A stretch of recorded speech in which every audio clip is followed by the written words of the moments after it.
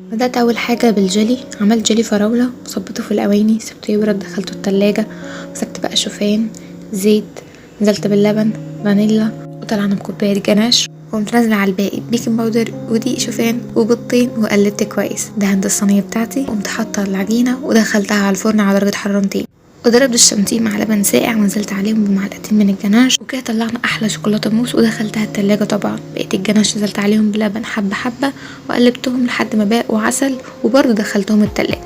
بدأت اعمل مهلبية الشوكولاته وسبتها تبرد، ونزلت فوقيها في الطبقة اللي بعدها وشلت الباقي في طبق تقديم خارجي اضافي، وطلعت طبعا الشانتيه من التلاجة ودهنت بيه وفوقيه الجناش، وكده كمان اخدتها كلها وحطيتها في التلاجة حبه وطلعتها قطعتها، طلعت بالقمر والحلاوه دي هي والاطباق الاضافيه. بقى الجيلي اللي تماسك وبقى زي القمر، وحطيت عليه كمان من شوكولاته الموس اللي عملناها بالشانتيه، وكمان اطباق المهلبيه الجميله اللي زينتها بالزبيب وجوز الهند.